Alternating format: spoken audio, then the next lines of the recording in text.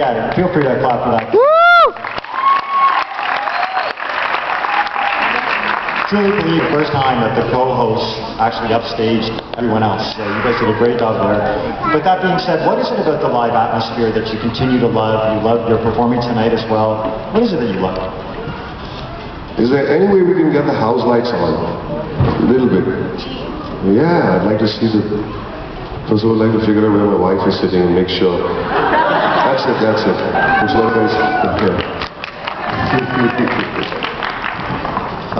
Talking about live audiences, I mean, there's nothing that can match this. I mean, when you're doing a film, when you're doing a shot, nobody gives you this kind of response. Least of all people who are, sitting with thermocol pieces under your nose and digging into theirs while you're acting. We don't get that kind of this palpable response. And it is unbelievable when I can actually feel you right now. I can actually feel the love and attention.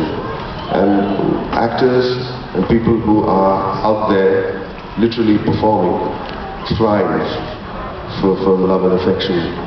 And to be very, very honest, the characters that I play in my movies are not larger than life characters. They aren't superhuman. They aren't super strong or super sexy.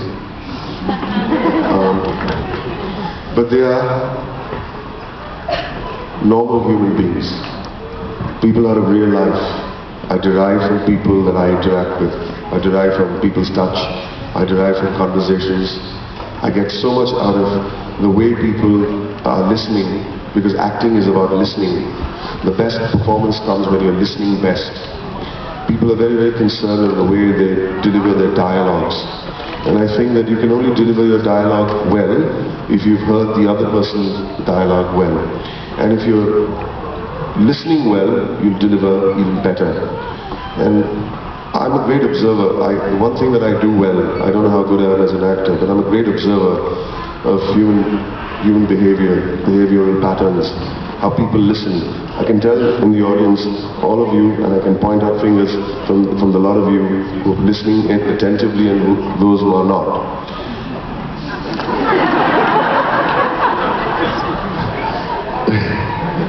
Yeah. This audience, of course, everyone is listening attentively.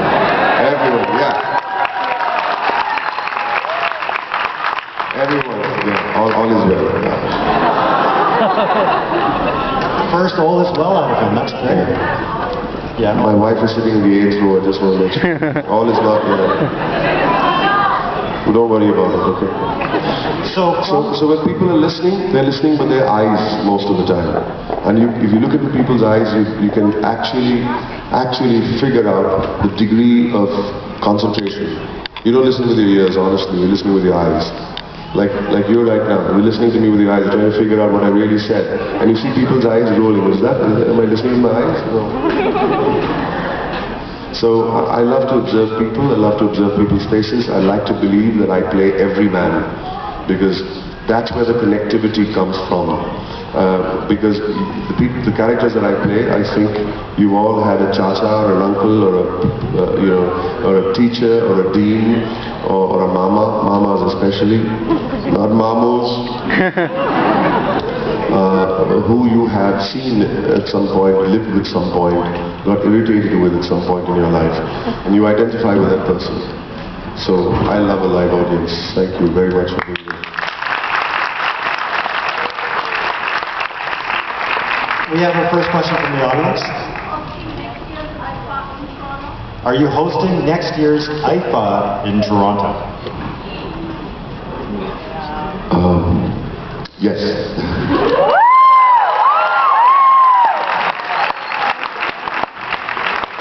We have a question up front.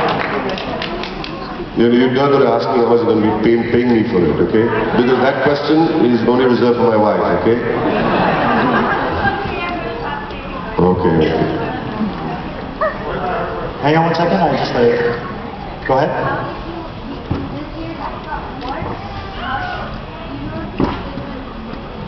Yeah.